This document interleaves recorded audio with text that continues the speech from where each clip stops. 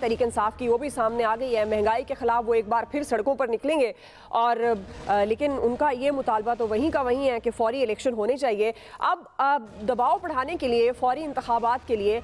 जो कोशिश कर रही है पाकिस्तान तहरीक इंसाफ, लेकिन लग नहीं रहा ये कोशिशें कामयाब होंगी क्योंकि इमरान खान साहब 2 लॉन्ग मार्च भी कर चुके हैं। सूबाई असम्बलियाँ तोड़ने का कहा लेकिन अभी तक तो नहीं टूटी, कायम दायम है। इस्तीफों की मंजूरी भी मुश्किल नजर आ रही है। आपके ख्याल में पाकिस्तान तहरीक इंसाफ फौरी इलेक्शन के लिए अब क्या करेगी, क्या हिकमत अमली होगी उसकी? देखिए दुआ, एक तो सबसे पहले अभी आज जो मीटिंग हुई है जो असद कैसर साहब की सदारत में जो पीटीआई का वफ्द जो मिला है स्पीकर कौमी असम्बली के साथ, और जो उसके बाद उन्होंने बातचीत की है मीडिया के साथ, तो एक बात तो तय है कि गवर्नमेंट जो है वो इस्तीफे मंजूर नहीं कर रही, उसको जो है वो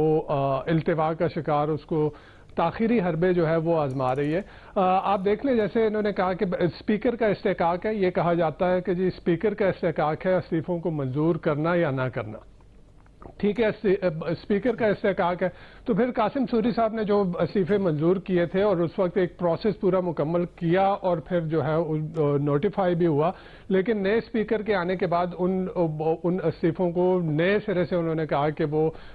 उसकी वेरिफिकेशन करवाएंगे। और फिर आप ये देख लें कि जून में अब स्पीकर का इस्तेकाक है, लेकिन इसका मतलब ये भी हरगिज नहीं है कि स्पीकर कोई कायदा कोई कानून जो है वो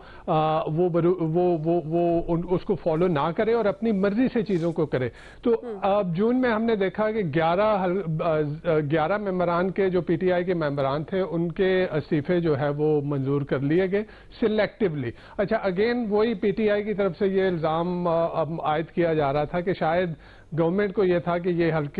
इन हलकों में पीटीआई कमजोर है और बाई इलेक्शन होंगे तो वो जो है वो पीटीआई हार जाएगी। सही। लेकिन वो उसके बरक्स हुआ। पीटीआई की मकबूलियत उसकी गवर्नमेंट जाने के बाद जो नैरेटिव इमरान खान लेके चले तो वो मकबूलियत में इजाफा हुआ। अब ये कि गवर्नमेंट क्यों इसको, सिर्फ गवर्नमेंट ही नहीं, मेरे ख्याल में मुक्तदर हल्के भी जो है वो भी नहीं चाह रहे कि जो इस्तीफे हैं वो मंजूर हो जाएं, बिकॉज अब एक तरफ ये है कि कोalition गवर्नमेंट नहीं चाह रही, कोalition गवर्नमेंट का अपना ऑब्जेक्टिव है, अपने मकासद हैं, और वो मकासद ये हैं कि उनको इस बात का अच्छी तरह इदराक है कि जिस तरह जो माशी सूरत हाल है, जो महंगाई का एक तूफान खड़ा हुआ है, तो उस सिचुएशन में वो लोगों के पास नहीं जा सकते वोट मांगने के लिए। जहां पे एस्टैब्लिशमेंट की बात आ जाती है तो एस्टैब्लिशमेंट या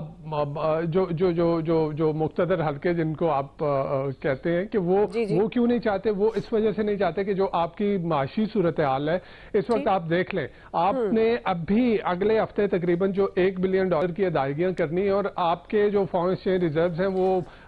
अभी कल के जो फिगर्स आ रहे थे कि वो तकरीबन $5.8 बिलियन के ऊपर आ गए हैं। और आगे अगर आपको जो है वो कमिटमेंट्स आपके पास नहीं आती तो वो $5 बिलियन से नीचे गिर जाएंगे। तो जो माशी सूरत हाल है उसमें इलेक्शन दोबारा करवाना और इतनी बड़ी तादाद में अगर ऑब्वियसली लॉ मेकर जो है वो इस्तीफा दे देते हैं और उसके साथ साथ अगर पंजाब असम्बली और केपी असम्बली से भी इस्तीफे आ जाते हैं तो फिर बाय इलेक्शन करवाना मुश्किल होगा और फिर जो है वो जनरल इलेक्शन की तरफ जाना होगा। और जनरल इलेक्शन में